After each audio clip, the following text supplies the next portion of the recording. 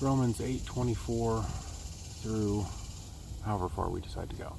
We're going to try to do King James and the Message. For we are saved by hope, but hope that is seen is not hope. For what a man seeth, why doth he yet hope for? But if we hope for that which we see not, then we do with patience wait for it. Likewise, the Spirit also help our infirmities, for we know not what we should pray for as we ought, but the Spirit itself maketh intercession for us with groanings which cannot be uttered. And he that searcheth the hearts knoweth what is the mind of the Spirit, because he maketh intercession for the saints according to the will of God. And we know that all things work together for good to them that love God, to them who are the called according to his purpose, for whom he did not foreknow, he also did predestine to be conformed to the image of his Son, that he might be the firstborn among many brethren. Moreover, he did predestinate them, he also called. And whom he called, then he also justified. And whom he justified, then he also glorified. There we go.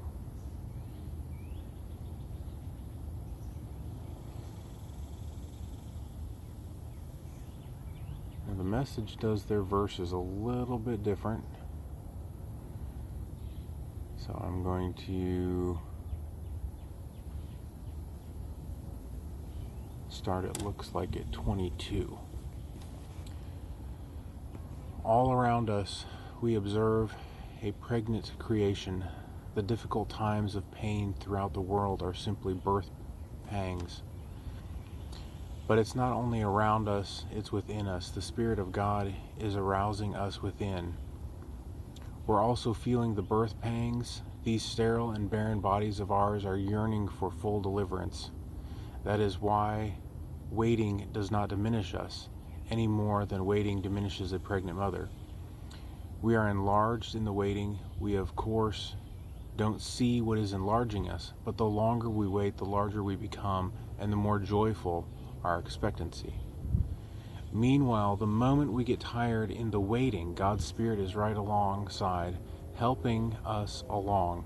If we don't know how or what to pray, it doesn't matter. He does our praying in and for us, making prayer out of our wordless sighs, our aching groans. He knows us far better than we know ourselves, knows our pregnant condition, and keeps us present before God. That's why we can be so sure that every detail in our lives of love for God is worked into something good. God knew what he was doing from the very beginning. He decided from the outset to shape the lives of those who love him along the same lines as the life of his Son. The Son stands first in the line of humanity he restored. We see the original and the intended shape of our lives there in him.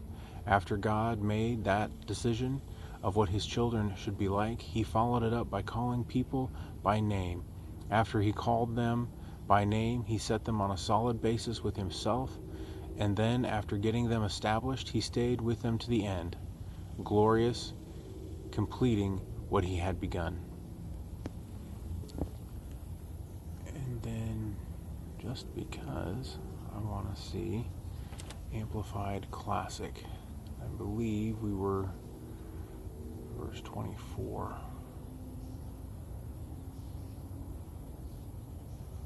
There we go. For in this hope we were saved. But hope, the object of, which is seen, is not hope. For how can one hope for what has already ceased? But if we hope for what is still unseen by us, we wait for it with patience and composure.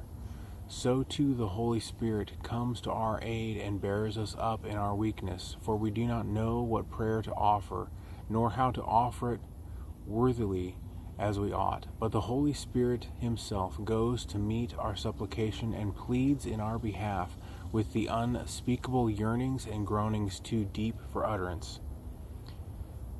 And he who searches the hearts of men knows what is in the mind of the Holy Spirit, what his intent is, because the Spirit intercedes and pleads before God in behalf of the saints according to and in harmony with God's will. This one has a reference, Psalm 139, 1 and 2.